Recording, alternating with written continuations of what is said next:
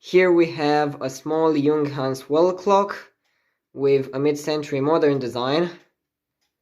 It was featured on the front cover of the 1961 Junghans wall clock catalogue, and I refer specifically to the wall clock catalogue because there were also other catalogues for mantle and loudspeaker clocks from that same year.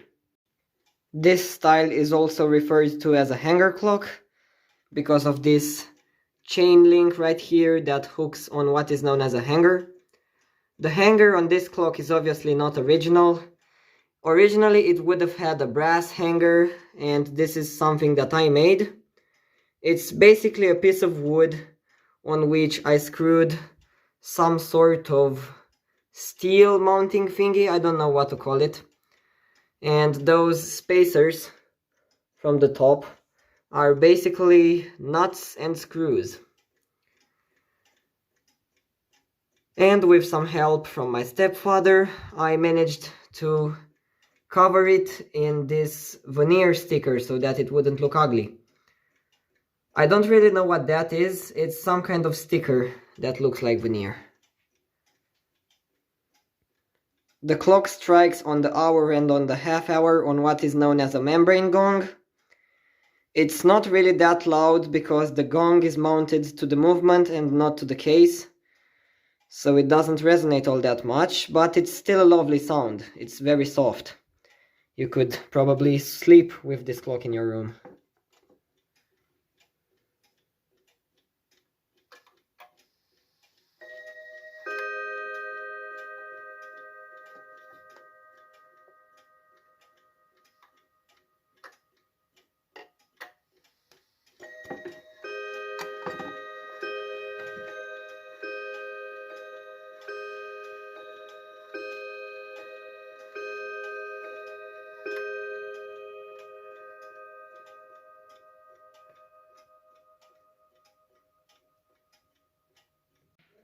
I purchased this clock from the same guy from which I purchased my Junghans mantle clock with the leather covered case. And I mainly bought it because I didn't have a hanger clock and because I love mid-century modern clocks. Especially those from Junghans. And yes, I know that's probably the 10th time I say this. I bought this clock in August and I initially thought that it was not running correctly, because it was losing about 15 minutes a day, and the cause of that problem was the fact that when I put it near my Victoria Arad wall clock, I set it tilted backwards a little, and that was causing the balance wheel to slow down, and that's why it was so slow. So I started messing with the regulator arm, and when I discovered that the tilting was the problem, the regulator was already messed up, so the clock was not keeping time anymore. So I moved it sort of in between. I don't know how to call that thing. I basically looked at the position of the regulator in my mantle clock and then put it in the same position on this clock. And after a few months, the clock stopped working. Then, a few days before New Year's Eve, I said to myself that it is time to fix this clock once and for all. So I've taken another look at it, and then I saw that probably when I was messing with the regulator, I bent that steel arm slightly inwards, so it was scratching against one of the coils of the hairspring, and that's probably the cause of the low amplitude of the balance wheel and of the movement not working anymore. So I corrected that, and now the clock runs very well. The clock is now in the third week of testing, and I think that I'm making pretty decent progress on regulating it. In the I cannot speak English.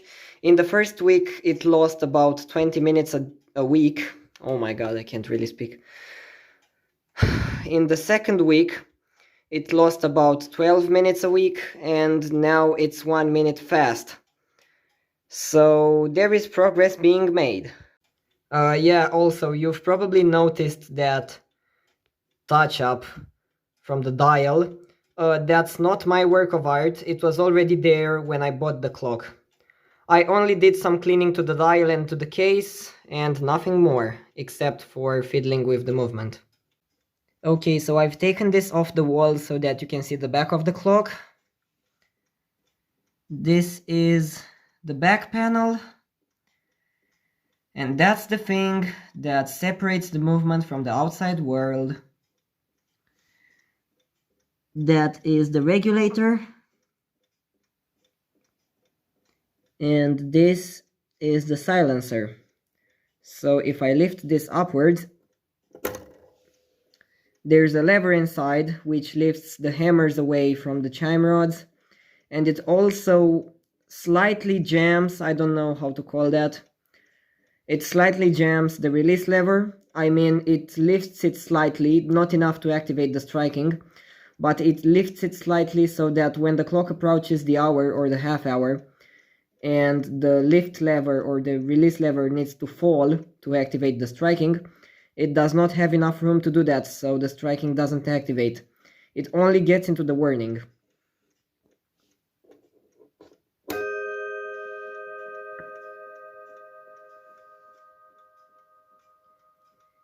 There are also some little windows on the sides and on the bottom that were made so that the sound can, I don't know, get out of the clock, I don't know, get out from the clock, so that you can hear the chime rods. That's better. And through this bottom window thingy, you can also see the membrane gong, the membrane part. And now it's time to take a peek inside this clock and see what the movement looks like. Okay, so here's the movement inside the small Junghans hanger clock.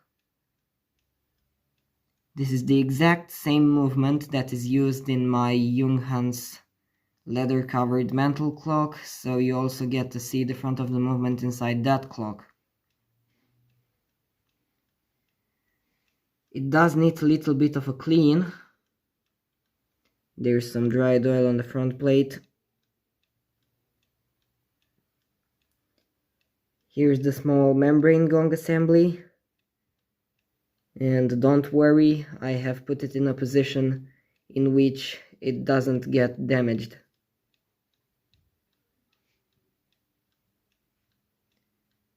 For some reason, the amplitude on the balance wheel, is really low on this movement. The amplitude of the balance wheel from the movement inside the mantle clock is much better. And I know it's a little bit tilted, but even in a vertical position, it isn't any better.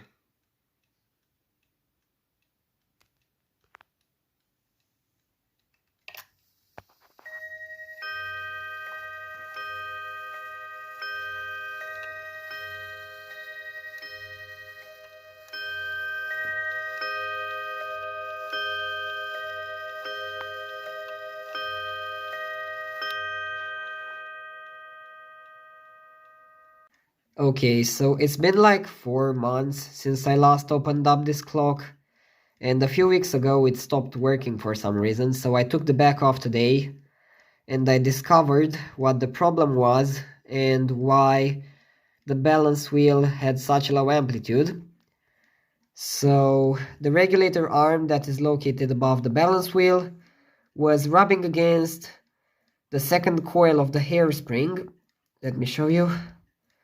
So this is the regulator arm, and this right here is the first coil, the outer one, the outermost one, and then this one, which I am touching right now with my toothpick, is the second coil.